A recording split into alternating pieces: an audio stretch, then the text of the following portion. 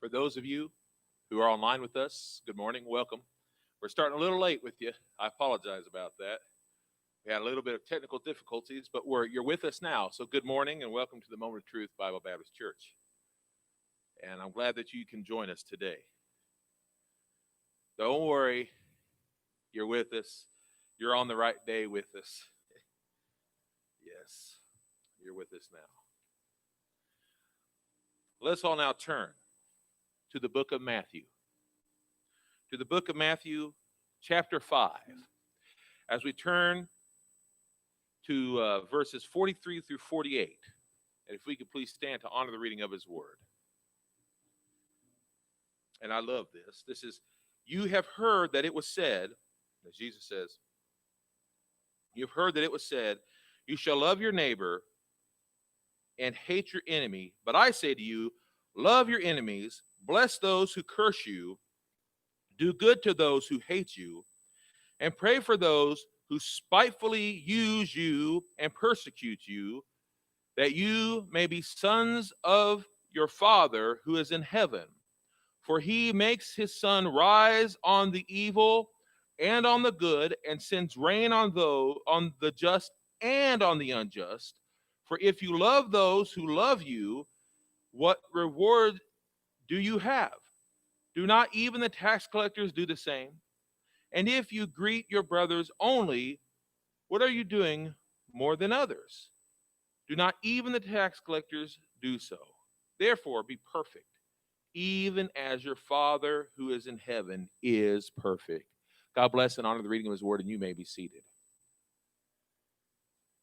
America was founded on the gospel of Jesus Christ. And we know this. We've spoken about this. We spoke about it last week.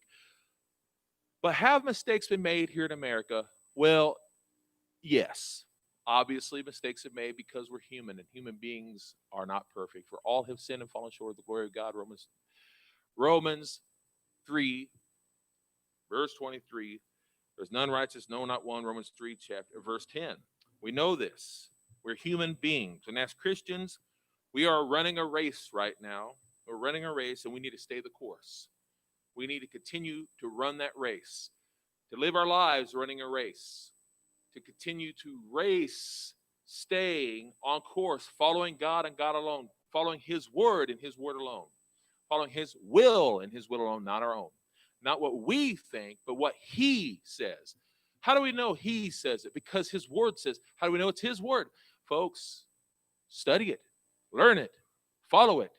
It says that even in history, we know even many of those who tried to prove it wrong have proved that they were wrong and that it is correct, and they've come to know him. It's obvious when you get to know it and when you get to know him. We're running a race, and we need to know that. In 1 Corinthians chapter 9, verse 24 through 27, it says this: do you not know that all those who run in a race, but one receives, it says, do you not know that all those who run in a race run, but one receives the prize? So run that you may obtain it. Everyone who strives for the prize exercises self-control in all things. Now they do it to obtain a corruptible crown, but we an incorruptible one. So therefore I run, not with uncertainty. So I fight, not as one who beats the air, but I bring and keep my body under subjection, lest when preaching to others, I myself should be disqualified. Folks, now that means all of us, not just preachers. We all should not preach the word, speak the word, testify to the word, unless we give our self-control unto the Lord and to his word. We know this. But as it says right now, especially, we need to keep this under consideration. As it says in Galatians 5, chapter 7, you were running well. Who hindered you from obeying the truth? We're all in a race of our lives right now. Somebody is hindering us. It's the enemy, of course. He's tripping us up. It's different for everybody because everybody has different temptations, and everybody has different people tripping them up. Everybody does. Everybody has a different race in their life. Everybody has a different race that they're in the sense that everybody has some different temptations. We are running well. Who hindered you from obeying the truth? In reality, We all have a free will, and we all get tripped up on different things. So who is it who is trying to trip us up? The enemy. He uses different things for different people.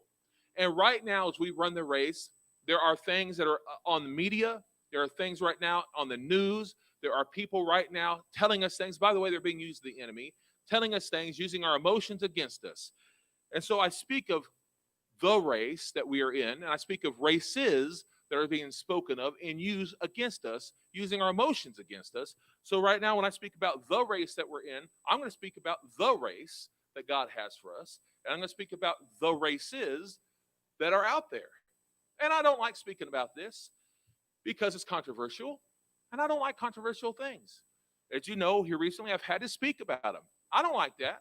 I don't like speaking about it. I like to be easygoing. I like to speak about things that are just so easy that nobody likes to talk about it. I like to be the kind of guy, I like to be like Mr. Rogers. But even he had to speak about these very things. Even he had to speak about these things. I like to be like Big Bird and look all loving and kind. But we have to speak about these things sometimes, especially when it comes to this.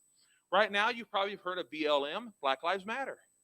I'm sure you've heard of this. If you have a TV or if you're even in this world, you've heard of Black Lives Matter. When we first hear of something like Black Lives Matter, we all say, well, of course. And while we're making obvious points, Black Lives Matter, let me tell you something else. My skin is white. I'm going bald. The sun is hot. Water is wet. And while we're making these obvious points, Black Lives Matter, yes, they do matter. They obviously do matter. And in fact, Black Lives Matter is not a new thing. The group Black Lives Matter started exactly 7 years ago tomorrow. It is Black Lives Matter is a group. Now, the statement is true. Black lives do matter, obviously. But the group itself is not necessarily a peaceful group. It seems like it would be. It seems like it's making a good point. But in reality, the group itself, this association, this movement, is not a peaceful group. It's a Marxist group. Behind it is a lot of communism. There's a lot of things behind it that is not peaceful and is not good. And we got to be careful. Yes, it sounds like it's a good thing. Quiet, please. It sounds like it's a good thing. She agrees. It sounds like it's a good thing, but it's not. It's not a good thing because behind it is a lot of lies that Satan uses. A lot of lies. Communism and other things is not true. And in fact, even recently on CNN, and I'll use his name, I'll just say it straight out, Don Lemon, who I'm not a fan of, Don Lemon recently said that not all Black Lives Matter, just some Black Lives. Well, that's stupid, and it's also prejudice. No, all Black Lives Matter, not some, all. And I know that it makes you suddenly, quote unquote, a racist to say this, but all lives do matter, not just Black lives, all lives. You're supposed to be called a racist if you say all lives matter. Some people have even lost their job over it. Some people are called a racist if you say it. But folks, all lives do matter to God and should be to us. All lives matter. All lives matter.